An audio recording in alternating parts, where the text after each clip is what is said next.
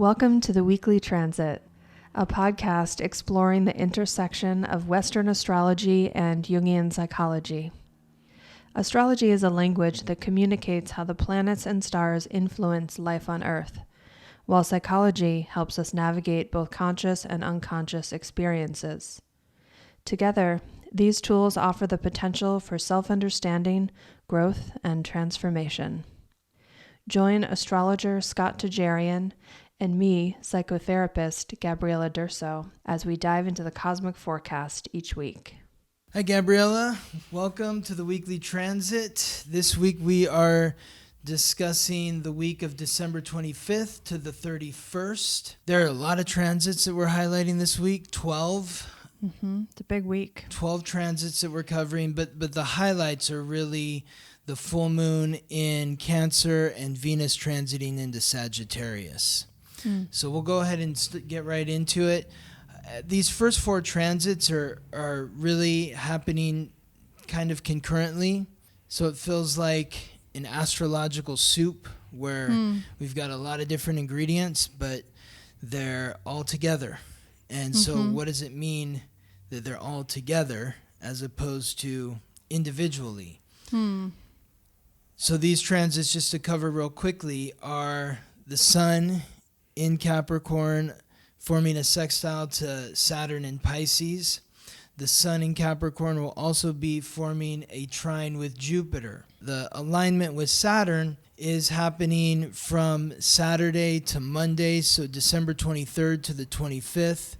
The alignment with Jupiter is from the 25th to the 28th, so Monday to Thursday. That's when that transit is going to be felt most strongly. The other two transits are Mars in Sagittarius forming a trine with the North Node in Aries from Saturday to Wednesday, December 23rd to the 27th.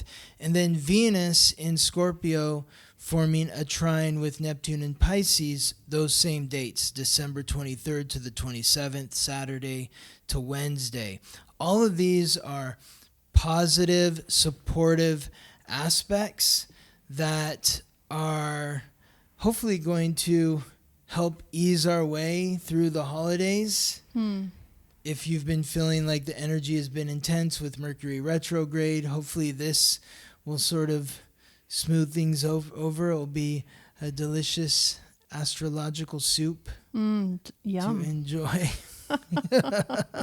Yes. So part of the shift between the Sun moving from Sagittarius into Capricorn is really moving from fire to earth, which for me immediately I feel sort of like a deep breath there. What do you mean by that? Well, it's just, I love the Sagittarius energy, but it's that energy of the you're shooting the arrow. Like there's just a lot going on. There's a part of this shift that's about grounding in, earthing. There's maybe some more stability. That sounds it's comforting to me. Might not be the case for everyone. The thought of more stability sounds comfortable. So you're saying that you're comfortable going from Sagittarius to Capricorn. For me, yeah, Okay. That sounds comforting to me, like kind of grounding in to the end of the year energy. Okay. Yeah. Well, hopefully we're all being kind of eased into it a little bit with these positive aspects that the Sun is making initially. Both of these were aligned with Mercury retrograde last week, but now the Sun is moving where Mercury was last week. Mercury was moving retrograde and formed a trine with Jupiter and a sextile with Saturn. Now it's the Sun moving forward, forming a sextile with Saturn and a trine with Jupiter. So when you think of these two aspects, especially the first one, the Sun in Capricorn, the Sun, the giver of light, life, and vitality, bringing that light, life, and vitality to the cardinal earth sign, symbolized by the goat, and ruled by Saturn. The Sun is aligning with Saturn. Saturn, the god of wealth and time, the planet of restriction, responsibility, hard work, achievement, and authority in the mutable water sign symbolized by the fish, Pisces. So I think of this first transit as bringing your dreams into reality, or holding yourself accountable for your dreams, for your fantasies. Taking responsibility for bringing that fantasy into reality. Well, and that makes sense with the holidays. A lot of us have fantasies about what the holidays will be like, that fantasies we're hoping to bring into reality. Like, this is like the child that's, hoping that Santa brings the toy that they wished for. I mean, that's really what this kind of, when you say it like that, that's what I think about, is the authority helping you realize the dream. The authority being Saturn, the authority being the Capricorn energy. This is assuming everyone is going to get what they want for either, Hanukkah, Christmas, whatever you celebrate. But yeah, that hopefulness is definitely alive this time of year. I hope so. I hope with these transits, Jupiter is the planet of luck and expansion. It's the planetary ruler of Sagittarius. It's transiting through the fixed earth sign symbolized by the bull, Taurus, the sun in Capricorn, cardinal earth, Jupiter in Taurus, fixed earth. I like to think that is culminating, like all the work that you've been doing all year. It's coming to fruition now. You can see your big picture that you had for 2023. It's starting to formulate. It's like you're starting to see it take shape and come into reality.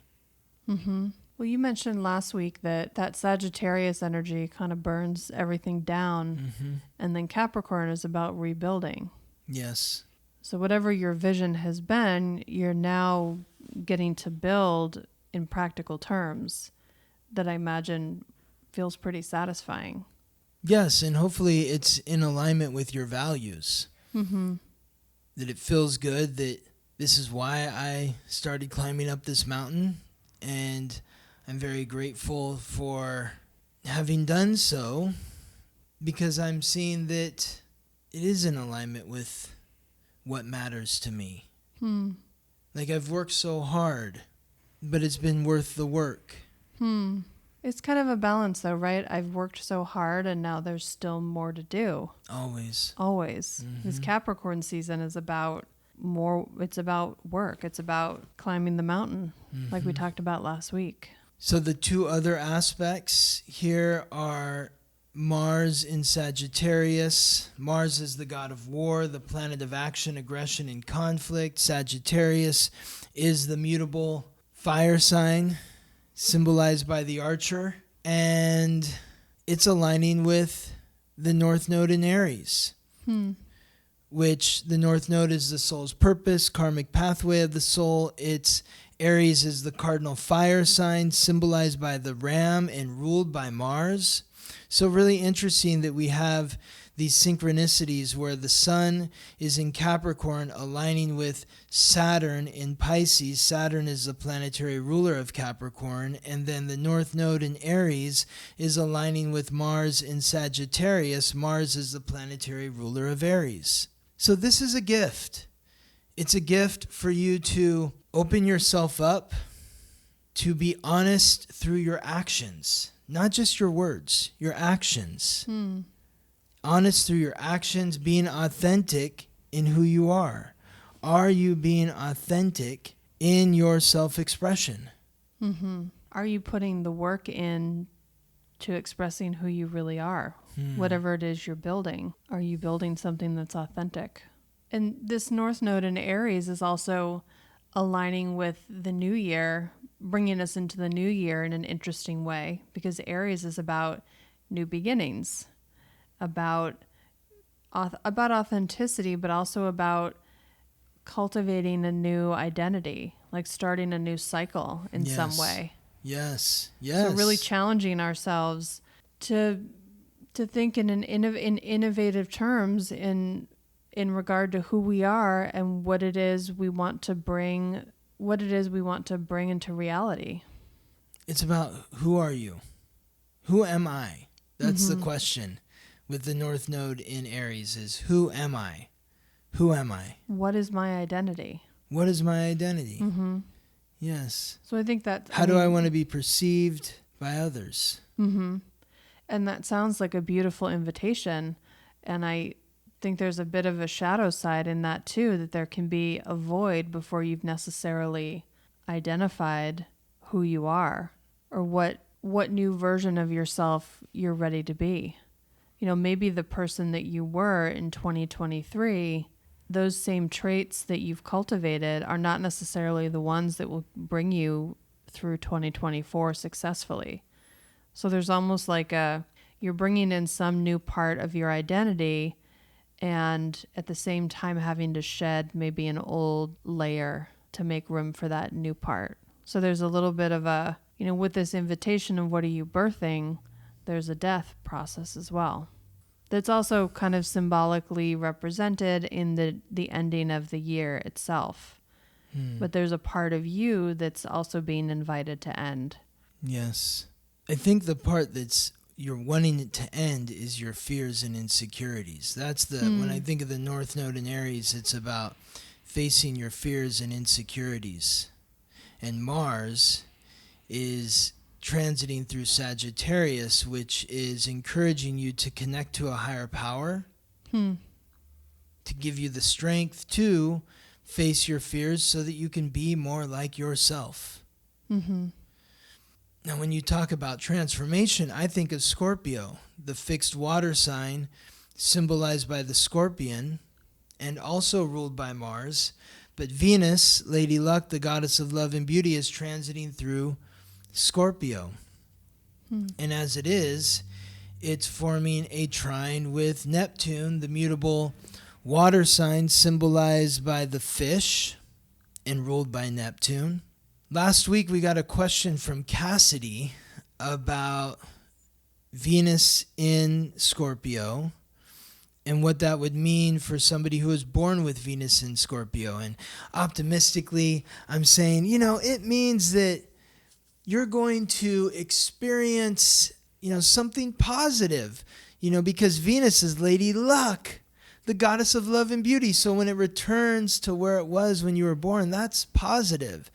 But the shadow side of that, which I didn't mention, but I should have, is that when Venus returns to where it was, it's like a reassessment to your senses. And if you were born with Venus in Scorpio, it might feel like your senses are being stripped down to the bone, raw, painful, because you're needing to transform in some way the way that you relate to others. Now, this is something that we all may be experiencing in some way, shape, or form because we're all experiencing this Venus and Scorpio transit. And it's really about transforming your senses and how you relate to others in a way that is more authentic to you. The connection to Neptune is allowing for compassion and empathy between you and the ones that you're bonded to. And compassion and empathy for yourself as you step into authenticity. Oh, yeah. Good point. Well, and part of, I think, this journey towards being more authentic, it can be a challenging one. It can also be really exciting because part of how we identify what is authentic for us is by being faced with what doesn't feel authentic. Sometimes it's kind of a process of elimination, I think. So there are parts of, it's kind of like the image coming to mind for me is like a game of bumper cars where you're like bumping into something that doesn't feel, oh, okay, that's not really it. That's not authenticity for me. So let me go over here. Maybe this is authenticity. Boom. Okay, maybe not that either. So you keep going, trying to connect with your authenticity. But it's a process. Yeah, so maybe part of this astrology soup in the beginning of the week is about finding yourself. And Yes. when I think of Mars and Sagittarius aligning with the North Node in Aries and what you just said, it makes me think of like you're on a journey. You're taking a courageous journey to find yourself. Mm-hmm. And through finding yourself, you're realizing that there are parts of myself that need to change, relationships that need to change. Mm-hmm. And you add that Capricorn, Saturn, Jupiter, all of that in the mix, and it's giving you a bigger picture of the mountain that you're climbing up, and you're like, is this me? Mm-hmm. Is this me climbing up this mountain? Right. Do I really want to do this? Is this where I should be? Mm-hmm. And sometimes the answer might be no. You get part way up the mountain, and it takes you that long to get clarity. Well, I imagine that there's a lot of that happening right now with Mercury retrograde. Sure. A lot of doubt, a Mm-hmm. lot of reflection, a lot of looking back and rethinking things and not thinking that things are really the way. It's like, this was a bad idea. Mm-hmm. But you kind of want to pump the brakes on that, because before you make a drastic shift, once Mercury goes direct, by the time we get to the end of January, you're like, why did I quit that? Why did I not do that? Mm-hmm. I shouldn't have made that impulsive choice. Or maybe you should have. So there's a part here in this next week, but really for longer than this next week, about if there's discomfort, really allowing yourself to just sort of be with it without necessarily needing to take action. Totally, especially with all the Pisces energy, with the Sun aligning with Saturn in Pisces and Venus aligning with Neptune in Pisces. There needs to be a lot of introspection. Mm-hmm. So this is the early part of the week, from the end of last week, Saturday, all the way to Wednesday, Thursday. Mm-hmm. So it's some deep work. Deep work. And this is culminating with the next 3 transits that we're going to group together. So we're adding more to the soup. Yeah, exactly. Well, now it's like, the soup has been eaten or partially, and you're like turning it into some sort of leftover dish, maybe. Oh, it's like a mashup. Weird. Or it's getting weird. Or after the maybe we're holidays. adding to the soup. Yeah, maybe it's like holiday leftovers. But the day after Christmas, it's Tuesday, December 26th. That is the full moon in Cancer, which happens the same day as Chiron ending its retrograde, Chiron going direct in Aries, which happens just as the third transit that we're going to talk about in this new astrological concoction. Mercury retrograde in Sagittarius, forming a square to Neptune in Pisces. We're sort of talking about these transits. I guess we're trying to talk about them in groups because there's just so many this week. In my moon cycle class, and this is also a pitch if you want to learn about how the next lunar cycle will be affecting you directly, you can enroll in my moon cycle class, where we'll be discussing the new moon in Capricorn and the full moon in Leo. But in the last moon cycle class, which covered this full moon in Cancer, which we're about to talk about, I drew the chart of what the sky is going to look like for the full moon. And there are so many lines going all these different directions from all the different planetary connections that are happening at once. 4 of which we already spoke about. 3 of which we're going to speak about now. But they're all happening at the same time. Mm-hmm. The next 3 are the full moon in Cancer, which happens on December 26th, the same day that Chiron goes direct in Aries, the same day the Mercury begins squaring retrograde in Sagittarius, Neptune in Pisces. The transit of Mercury squaring Neptune is Tuesday to Thursday, December 26th to the 28th. So this is all happening at the same time. So we're adding to that soup of who am I?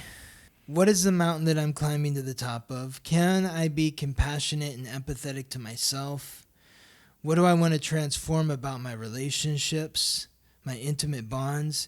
Can I be compassionate and empathetic? How can I be compassionate and empathetic to my partners? Mm-hmm. Well, the full moon is a release. It's releasing, it's the exhale.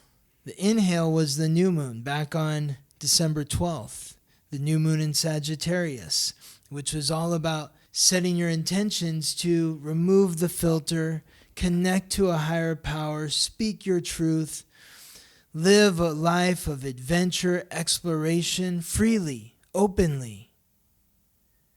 So when you think about release and the full moon being in Cancer, this is the most powerful placement for the moon because the moon rules Cancer, the cardinal water sign symbolized by the crab.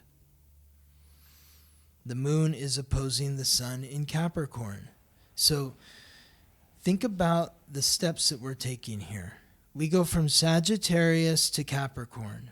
Sagittarius is the big idea, and Capricorn is the authority, the investor that says, I like the big idea, but I need to see the business plan.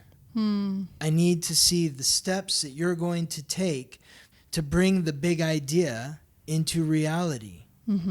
I need to see the steps that you're going to take to bring the big idea into reality. Then you add in the Cancer piece, which is the release. So when you think about the inhale, setting your intentions to connect to a higher power, to remove the filter, speak your truth, live freely, openly, honestly, a life of adventure and exploration. And then the release is that Cancer energy. Cancer is your roots, your upbringing, your childhood, the ones who raised and nurtured you, and your ancestors. It's the home where you were raised. It's the home where you live now.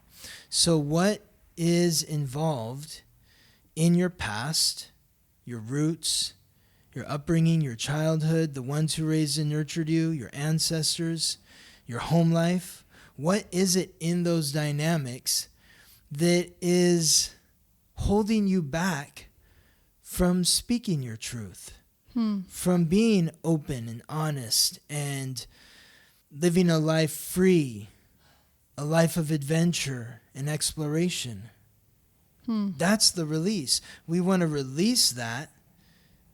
We want to release the burdens from the past, or the familial burdens, or the burdens within the home, so that we can be free and then move to that Capricorn energy, which is ascend. Because if you're going to climb to the top of the mountain, you can't be weighed down. Exactly. Yeah. Well, it's just such interesting timing, this full moon in Cancer, because so many people this time of year are spending time with their families. I guess the gift of that is that maybe you're hyper aware of what needs to die around your family dynamics. Yeah. You can bring a little notepad to your holiday dinners. Yeah. Okay. Got 10 items here that are ready to get rid of those. Exactly. Yeah. Well, and then the same day that the full moon is happening is Chiron stationing direct in Aries. So this is the wound and the ancient wisdom that is unlocked through healing that wound. In the sign of self-confidence, the sign of authenticity, self-love, courage, the shadow side of which is arrogance, fear, aggression, anger. It's important to note that Chiron is at 15 degrees in Aries. It's important to note this because it's sitting here. And so if you are aware of your astrological code and you have any key planets or points at 15 degrees in fire signs, air signs, or cardinal signs, so the fire signs are Aries, Leo, and Sagittarius. The air signs are Libra, Aquarius, and Gemini. The cardinal signs are Aries, Cancer, Libra, and Capricorn. So what's at 15 degrees in those signs indicates where you're experiencing a deepening of the wound or a deepening of healing the wound. And if you're feeling a deepening of the wound, it's because you need to pay attention to it so that you can heal it. Where Chiron is right now, today, the day of the full moon in Cancer, is exactly where it was on June 1st of 2022, September 6th of 2022, March 29th of 2023, and today. So 4 times over the last 2 years, Chiron has been at this exact same spot. And to give you like a broader spectrum, Chiron has been at 15 degrees in Aries from May 20th to June 27th, 2022, August 20th to September 18th, 2022, March 21st to April 7th, 2023, and November 21st, 2023 to January 30th, 2024. So my heart goes out to everyone out there that has something at 15 degrees in their chart in air signs, fire signs, or cardinal signs, because you're experiencing this intense wounding or healing of the wound, which can feel uncomfortable. And this is like the final assignment right here that's going to last until the end of January. And so a big part of that is that release with the full moon. It reminds me of if you have a wound that's infected, the process of having to clean it out. Yes. Oh, you put the hydrogen peroxide on the wound, or the salt or whatever it is you're doing to clean it. Does not feel good. It doesn't feel good, but you know it's what you need to do to clean out. Exactly. And I think that's what you're describing. Like this sort of 4-part process of cleaning the wound. Maybe you thought it was clean and now you have to come back and you realize there's kind of more to scoop out. But there's also, I'm thinking about the sort of death of, the familial patterns or the ways that you're showing up in your family in juxtaposition with this North Node in Aries energy, where it's really sounds like a classic individuation process. Tell me. Well, when Jung first started talking about individuation, he actually has had his North Node in Aries. So he was really in touch with this idea of leaving the family behind in some way and embarking out on your own. And now I think we understand individuation, that it has more complexity to it, that someone could be actually reconnecting to their family as part of their individuation process, that that it doesn't necessarily look just one way for everyone. But this dynamic that you're describing is actually sort of this classic individuation journey where you're going out to find a piece of your identity, and in order to do so, you have to leave your family behind so that when you come back to them, you're able to bring that part of yourself back. Wow. That's amazing. So that's it. That's the full moon in Cancer. And Chiron direct in Aries is like, in order to individuate, you have to release the family or release frequencies from your past. I think it's too about like releasing part of your child self too. Got to grow up. Yeah. I mean, I wonder how many of us can relate to what I'm about to say. Sometimes you go home for the holidays and you end up sort of reenacting stuff from your childhood with either your siblings, your cousins, your parents. We have a tendency to revert back to old patterns when we're around familiar people. And especially if you are someone who maybe lives far from your family and you don't see them that often, things can get kind of reactivated and constellated.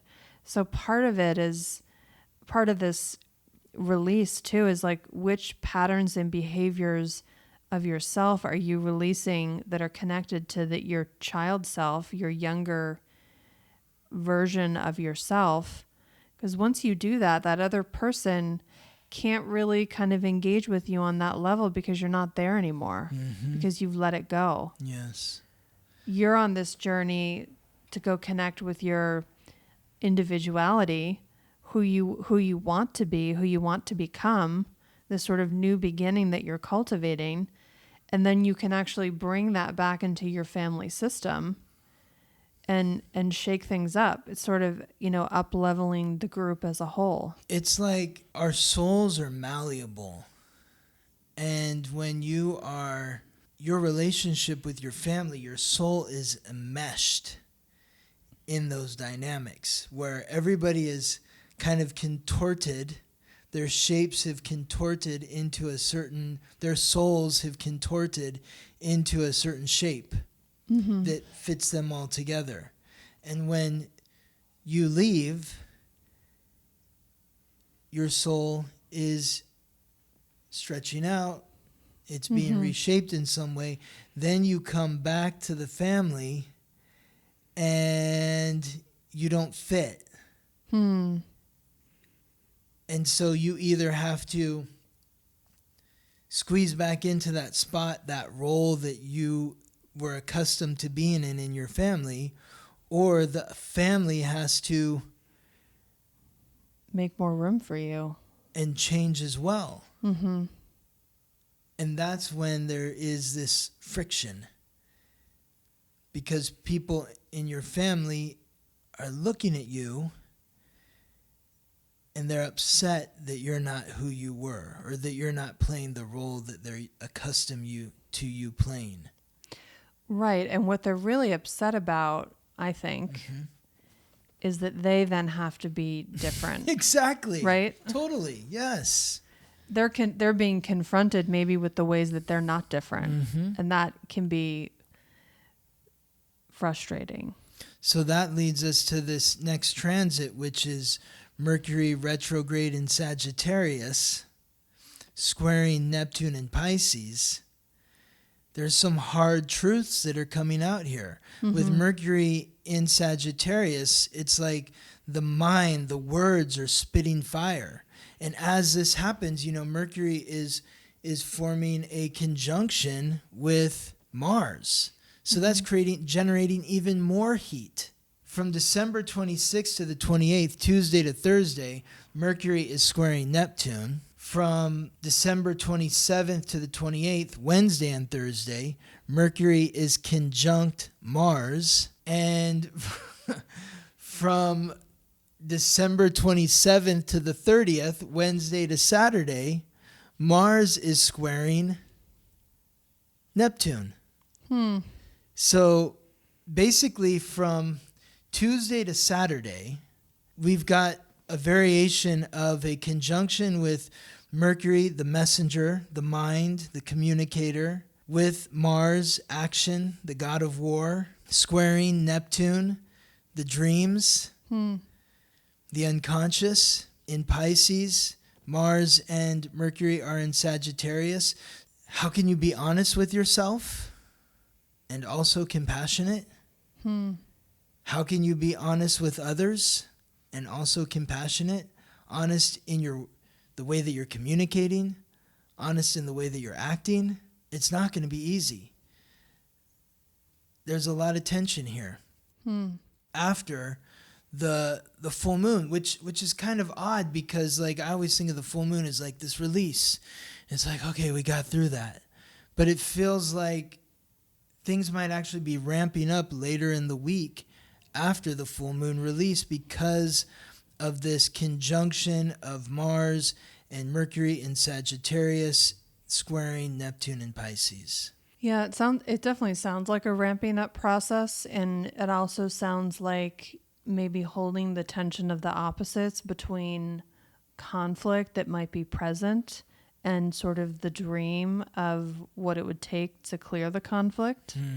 And so sort of being able to hold both at the same time and not be, to whatever extent possible, not be completely consumed by the conflict or the confrontation.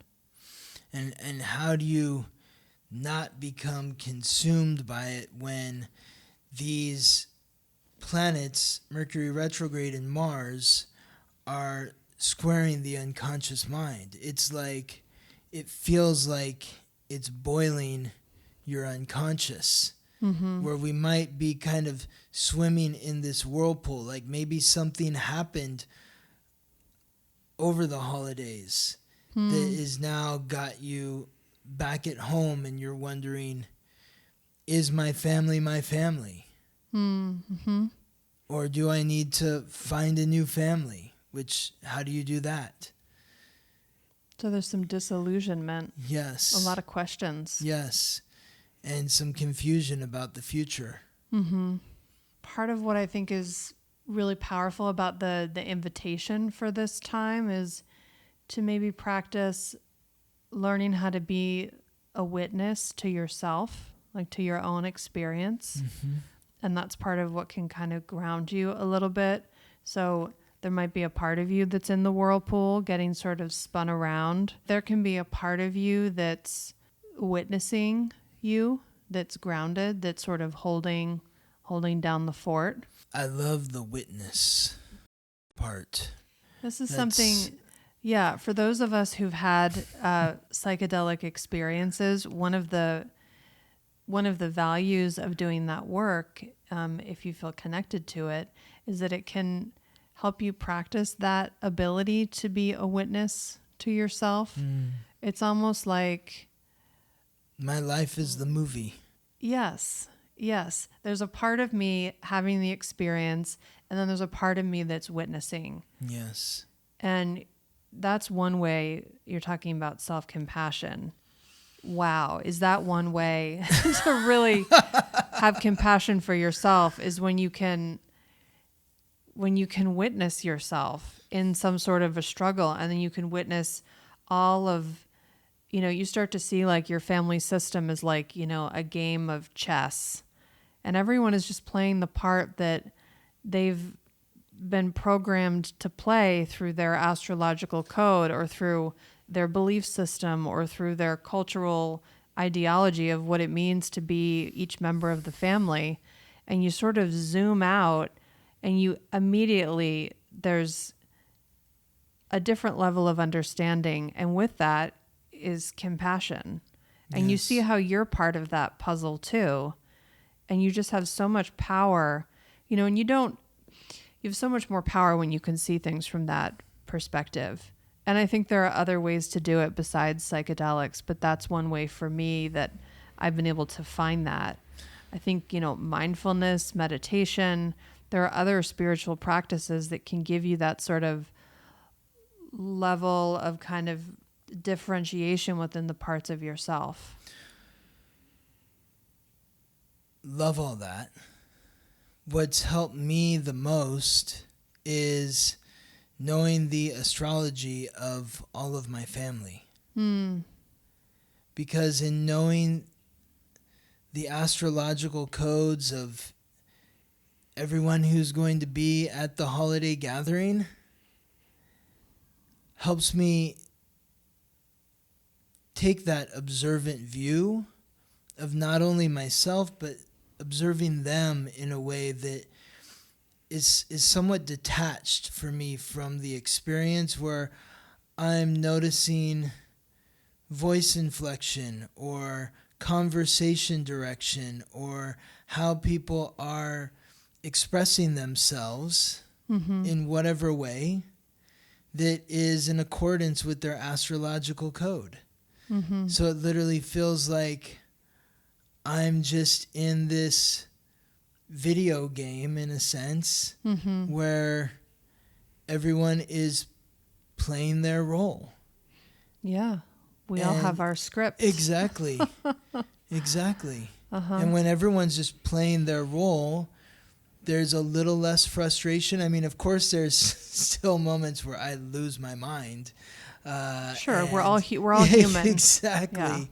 But, for the most part, it's given me some more inner peace to be able to just be a witness to how others in my family are behaving and understanding that in an astrological sense. Absolutely. Yes. So for our last 3 transits, we're discussing Venus as it moves into Sagittarius, which happens on December 29th, which is Friday, which is Frigg. Frigg is the Old Norse god, which is the equivalent to the Roman god, Venus. So Venus is transiting into Sagittarius on Venus Day. You know, in the Spanish language, Venus is Venus and Viernes is Friday. So it's a little more, it's like some of the Spanish words are easier to equate to the planets in terms of the days of the week than the English words, because a lot of the English words are based on the Old Norse tradition and not the Roman. So Frigg is Friday, but in the Spanish language it's Viernes, which is Venus.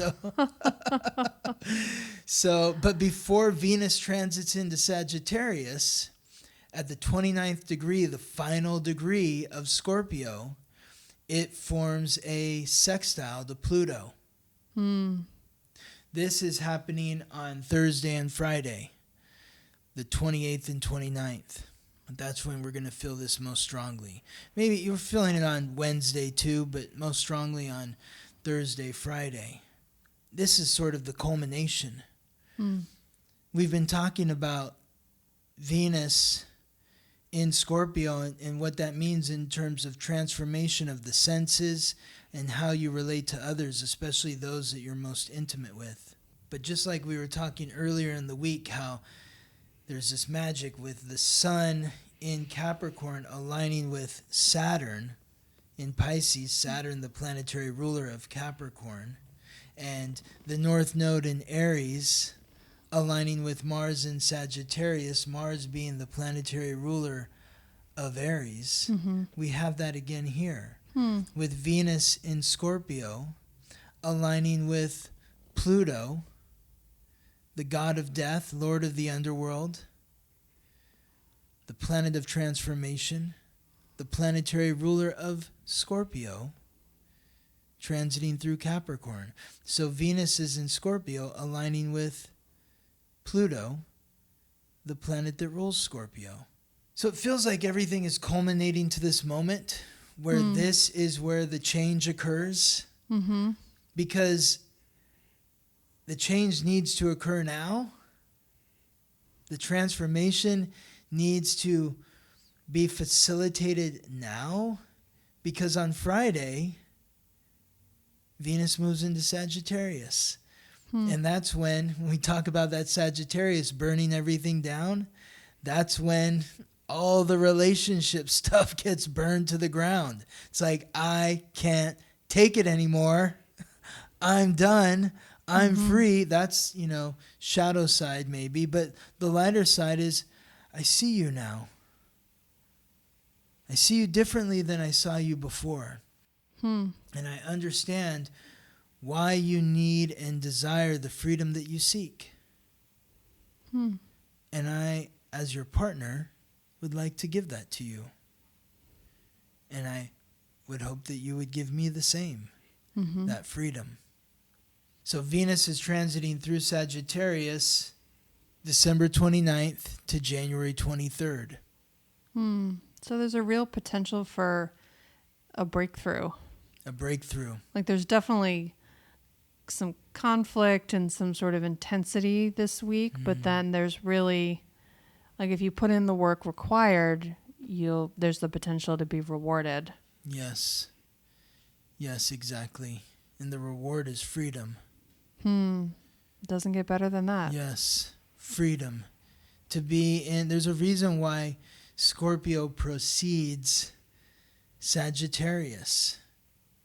Because Scorpio is when we merge so closely, so tightly. It's like our souls are now together. They've taken shape as one. And I understand what it means to be you, and you understand what it means to be me. And through that understanding, there is only one course of action for both of us, and that's freedom. Because if you know who I am and I know who you are, then there's truth. And the truth will set you free. Well said. This could be challenging for those with key astrological points or planets in Virgo or Pisces. Because Virgo and Pisces square Sagittarius. So be mindful of what planets in your astrological code are aligning to this Venus in Sagittarius between December 29th and January 23rd in a square. They're going to be in Virgo and Pisces. If you're curious to know how this is affecting you, contact me for a reading at theweeklytransit.com. And then on Saturday, December 30th, is when Jupiter goes direct in Taurus. So now the only retrograde planets are Mercury, which will end its retrograde on Monday, Yay! January 1st. And Uranus, which ends its retrograde transit in Taurus the end of January. So things are starting to ramp up here.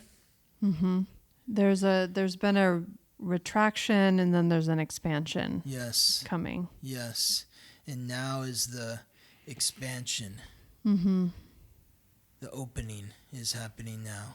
Jupiter's going to start to expand because it's been contracting, moving backwards, squeezing us. And so the planet of expansion has been retracting. Yeah, exactly.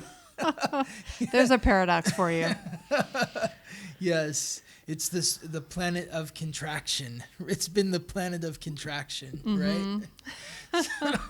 So Jupiter is exactly where it was on June 11th.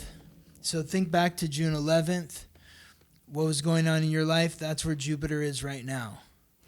Okay. And Jupiter, it began its retrograde on September 4th at 15 degrees. It moves out of its retrograde shadow. That will be on March 23rd.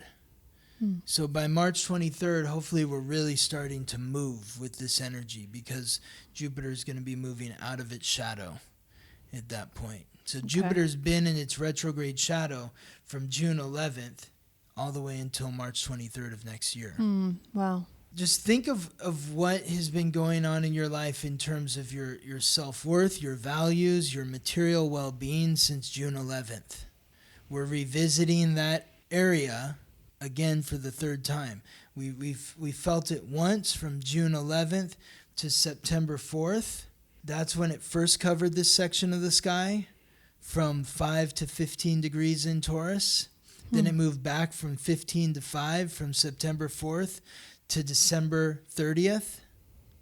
And then it moves forward again from 5 to 15 from December 30th to March 23rd. So this is the third incarnation, third lesson of self-worth, values, material well-being. So depending on where you have Jupiter in your chart, that would help you understand what is contracting and expanding for you in particular. Yes, exactly. Like what key points or planets are in water signs, earth signs, or fixed signs between 5 and 15 degrees. So the water signs are Cancer, Scorpio, and Pisces. The earth signs are Capricorn, Taurus, and Virgo. The fixed signs are Taurus, Leo, Scorpio, and Aquarius. If you have anything in those signs between 5 and 15 degrees, that will tell you where Jupiter is expanding or contracting. depending on the retrograde. Yes. Yes. So that can just give you more insight into how to work with the energy, like how to kind of go with the flow, so to speak, allow yourself to be expanded and retracted, and maybe take that point of view of being the witness to allow yourself to go through whatever that's about for you. Yes. More consciously. Yes, exactly.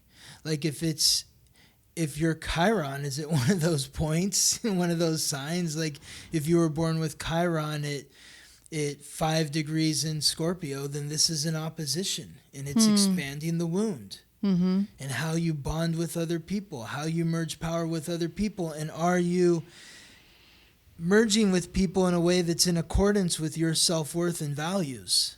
So it's really helpful to identify what that is. Yes. Okay, so that's the week. It's a lot. It's a lot. I'm feeling the weight of this. But I feel but also the power of it. Like the power of the transformation that we're invited into. Yes. If we can be with all of these changes as consciously as possible. So how would you recap the week? I think there's a real sense of responsibility here. Responsibility in terms of doing the inner work and recognizing how that shows up in other areas of your life. Being accountable for who you are and who you want to be. Yes. And how is that affecting your family system? How are you moving forward in terms of what it is that you want to build? Like there's sort of a balance between introspection and then a more invitation to be more extroverted and to start actually like taking steps forward. I love it. What about you? I like responsibility in terms of the inner work. You know, that's the Pisces energy. It begins there and it continues on into responsibility for yourself and being authentic and who you are, what you're worth, what you desire, what you want from relationships, so that you can be free. That's the frequency of the week for me. Yep. Yes. All right. So we have several questions. We've got a little bit more time. Even though this was a full week, we were able to kind of synthesize it well. I'm proud of us. We're finding our way. So first up, Beth asks, "Hello, friends. I was wondering if you both would share where your north nodes are and how you've seen that energy play out in your life journey." Who's going first? This is a great question. Yeah. Well, I think I should go first. Okay. Because I'm a north node in Aries. Oh, yes. Yes. Yes. Beth, I really appreciate this invitation. And I think the way this has shown up for me, North Node in Aries means my South Node is in Libra. For me, it's been about a willingness to be with conflict. You know, my South Node in Libra and also my Sun sign is Libra really has had me in much of my life in a holding pattern of being really preoccupied with harmony and wanting to experience peace, inner peace, which in and of itself I think is a beautiful aspiration. But I've learned that by following my North Node in Aries, by engaging with conflict when it appears to me, that working through the conflict is actually what brings me peace instead of avoiding the conflict. Exactly. And that's been and continues to be a major theme for me in terms of my life's work. And I see my whole journey towards becoming a therapist to be really aligned with my North Node. How so? Well, just to compare it to my previous career, I was working in the fashion industry, and my goal going into that industry was just to focus on making the world a more beautiful place. It was really, in a way, orienting myself towards my South Node. And I found that parts of that career were fun for me, but I also knew that something was missing.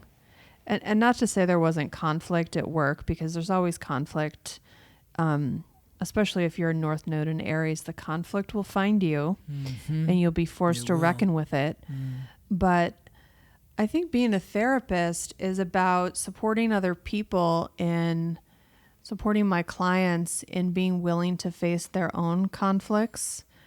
And that's, when we go to therapy as a client, when you show up in that way, you may or may not be conscious of what specifically your conflicts are, but you feel them and you know they're there, and there's a desire to work through them. So in supporting others in facing their conflicts, I'm also engaging with conflict. Exactly. You have to have the courage to help them through their conflicts, Absolutely. which can be uncomfortable. Which can be uncomfortable. Yes. But I've realized the real gift and you're the one who taught me this, Scott, that what we all want is that South Node frequency. That's what's comfortable for us. But in order to achieve the South Node frequency, we have to engage with the North Node energy. Yes. And it creates almost like we have to loop back in a way. It's one of those things that you have to like retrain your brain, where it's like you want to go left, but in order to go left, you have to go right. Absolutely. Yeah, you have to go and orbit the circle in the other direction. Yeah, exactly. To really kind of complete the journey. Yes. Yeah. That's it. And I think for me too, I used to think that avoiding conflict was keeping the peace, but it was keeping the peace sort of externally in a superficial way, but it was creating a lot of inner conflict and inner suffering for me by sort of pretending that the conflict, the external conflict wasn't there. Yes. So it's been a journey, and I don't have other Aries energy in my chart, so I don't really have any other part of my personality that I can sort of lean on. I've really had to pull from deep within. It's a big challenge. It's a challenge. I would even say that the decision to be on this podcast is part of my North Node as well. To put your face out there. Aries rules the face. To put my face out there, and also just to have courage that whenever you, Scott, say something to me on the podcast, that I'm going to think of something to say in return. That I'm not going to freeze and, crumble to the floor because I don't know what to say. You always have something to say, though. The thing is, do you have the courage to say it? Do I have the courage to say it? Exactly. Yes. Because when the camera's off, you have no problem sharing your perspective. When the camera's on, it's like, oh, there's people watching. I gotta monitor every word that I'm saying. Yeah. Yeah. So those are two big examples how my North Node has shown up for me in my career.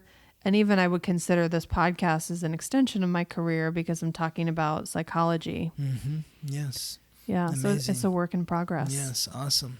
Yeah. So thank you for the question, Beth, because answering this question is also my North Node in Aries. Exactly. Totally. We're getting really meta here, but yeah, it's all connected. Awesome. Thank you, Beth, for the question. My North Node is in Scorpio, the deepest, darkest, most passionate sign. The fixed water sign symbolized by the scorpion and ruled by Mars, like Aries and Pluto, the gods of death and war. That's why Scorpio is the deepest, darkest, most passionate sign. So it's my soul's purpose to really get into those deep, dark, sticky, uncomfortable areas, to be willing to be vulnerable with others and to allow others to be vulnerable with me. Like what Gabriella was saying in terms of her work as a therapist, it's similar to me with my work as an astrologer, especially the work that I do with the clients that I meet with on a weekly basis, because we get into some deep, dark, sticky areas. I get involved in other people's business. And that is Scorpio, is getting involved in other people's business. And it can be uncomfortable sometimes because my clients' problems are my problems. Their struggles are my struggles. If I have a client that's struggling, then I am with them in the mud through the struggle, hearing all their insecurities and fears and vulnerabilities, receiving them, and then helping them transform, which is what Scorpio is ultimately about. It's about transformation. It's the phoenix rising from the ashes. It's the caterpillar turning into the butterfly, the grape into the fine bottle of wine, or the rock into the diamond. That's the energy of Scorpio. So my south node is in Taurus. So what I want more than anything is to be rich, to make money, and to keep it all for yourself. But the more that I've throughout my life been chasing the dollar, the further I get from it. I find that the more that I just invest in other people and help others transform, the more money I make. And that's the magic there. Yes. I think too, just so we've been together almost 5 years, and just how different, how much you have transformed in the time that I've known you. Totally. We both have.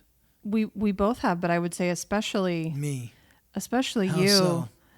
Well, I attribute it to your North Node, but also I think you have a real gift in your chart because your sun is in Scorpio. So your sun is aligning with your North Node. My sun's aligning with my South Node. Well, my sun is actually conjunct my North Node. It's at the exact same degree. But so that's just a supportive, you would think, element. But at the same time, it took me over 40 years to find my way to my North Node. I always, the sun, people see that in my chart, like, oh, the sun is conjunct your North Node, so that must be easy for you. But think about it in terms of, if you are in a dark movie theater in the middle of the summer and you walk out the back door and you're in the sunlight, you're staring right at the sun, it blinds you. So I always knew within me that, okay, I'm here for a purpose. From the time I was a child, maybe 4 or 5 years old, I knew that I was here for a purpose, a great purpose. But it took me over 40 years to figure out what that was. I don't mean to say it's been easy. I don't think anyone experiences their North Node placement to be easy. But the way that it's aligning with your identity now, I see how that's just a supportive it is part for you. It is supportive. At the same time, my South Node is in Taurus. My rising sign is in Taurus. So there's a part of me that just deeply wants material security. It's the essence of my soul, is it wants material security. So as a child, I was always thinking about okay, how am I going to make money? And being in business. As a child, you were thinking about that? Oh God, yes. That's so interesting. I wanted to be rich as a child. I remember my cousin who's a Taurus, who is, pretty well off, I think, but he's, this is one of my earliest memories of him was he loved the show Richie Rich, the cartoon. Yeah. And he's 4 or 5 years older than me, and he loved that show. And so I loved that show. And he loved the show Silver Spoons, which was this show with Jason Bateman and Ricky Schroeder. And, it was about these rich kids. And so this was my childhood sort of story of oh yeah, I want to be rich and all this sort of stuff. But the more that I got to being not even like adulthood, but like when I was 16 and I got my first job, and I was working for my two cousins who I viewed as rich. You know, they owned their own company. I was employed by them, but I did not see two happy men. I saw people that were suffering and in pain. And so I started to get this hint that, oh, money doesn't bring happiness, because I see people that have money and they're not happy. They're actually miserable. That made me think like I need to do something different than just going after the money, but it still took me over 40 years to really figure out what it meant to be in this frequency, which I ultimately found as helping others. Mm-hmm. Yeah, I think it just took you some time to find the way that felt best for you to be merging with other people. Yes. So I think you were merging before, but it wasn't necessarily through your work. And so it wasn't feeding you. That's the nuance of this Scorpio North Node. I should also mention too, is like you're learning how to be vulnerable with others, and you're not meant to be vulnerable with every person. You're learning how to exchange magic, share energy. Like I would be involved with other people and I'd be giving so much, but I would be feeling drained, right, depleted, because I wasn't protecting my magic. Right. I wasn't protecting my energy. You know, in merging with you, I've been able to find that feeling of being uplifted, where you've been such a great support to me energetically and encouraging me to follow my work here as an astrologer. Because when we met, I was not a professional astrologer. I was kind of, making a little money on the side, but I was working in a restaurant. And so, now I'm a professional astrologer. And your support was a big part of that success and still is. I found that in my younger years, I would just give my energy away to other people, and I was getting nothing in return. It was just taken. So you were doing your part to merge, but the other person wasn't merging with you in the same way. The vulnerability with the right intentions, I guess. Exactly. Yeah. It's two people that need to be vulnerable, not just one. Right. Bending over backwards, transforming for the benefit of another to support the other while receiving nothing in return. No, that's black magic that's being practiced on you. If that's your experience, if you feel drained, and especially if you have Scorpio energy or you're a North Node in Scorpio, if you feel drained by somebody, they're practicing sorcery on you. Not that they're even aware of it. They could be under a spell. And so you need to either bring the death of that relationship, Scorpio, or the transformation. And hopefully you can get through to that person, let them know that, look, what's going on here is draining me. I feel depleted by this interaction. Hopefully they will recognize that and say, I'm so sorry. What can I do to fill you up? What can I do to support you? Because you're supporting me so much, how can I support you? And that's the beauty of my work as an astrologer, is the support's very clear. My clients are paying me. Right. And I'm supporting them, and they're feeling like the support that I give them is enough that they want to pay me for that support. Absolutely. And that's the exchange. So I feel lifted, and they feel lifted. Yeah, beautiful. Yes. And our last question for today, Juliet asks, what is the significance of an empty house in your birth chart? I love this question. This is a question I get a lot, especially from people that I'm doing like first time readings for, that they have an empty fifth house, the house of children. Oh my God, I'm never going to have children. And I always have to remind them that I have a client who has an empty fifth house and has like 8 children. So it doesn't mean that. Or if I have an empty house of marriage, empty 7th house, it means I'm never going to get married. It doesn't mean that. I like to think of the houses as sort of like food. So if you have an empty house, that's an apple. If you have a house with multiple planets in it, that's apple pie. It's just more ingredients. you want to know if the house is empty, what sign is that house in? So like your ascendant, your rising sign, that's the first house.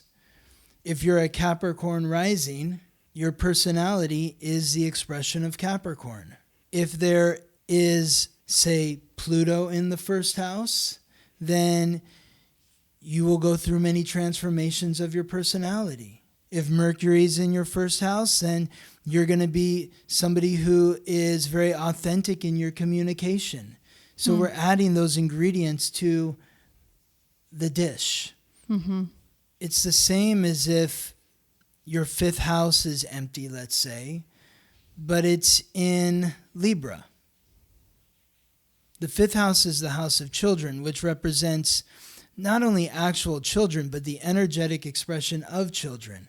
Having fun, playing games, dating, love life, romance, being creative, expressive, dramatic. If your fifth house is in Libra, then it means that what fun is for you is in partnership. That anything that you do, that you're going to have the most fun if you are doing it with another person. And it has something to do with beauty or something that brings you peace and tranquility. Whereas if your fifth house is in Scorpio, what's fun for you, and say the fifth house is empty, but it's in Scorpio, what's fun for you is the magical, mystical realm. Pulling the tarot cards, doing the numerology, the astrology, getting into that psychic realm. That's where you invest in your creative nature. I like thinking of it as food. Like for me, an apple versus apple pie indicates like there's more kind of purity of that apple energy when it's an apple. Totally. It's not touched by any of the other ingredients, so it's not transformed. It's not a mashup of, multiple things.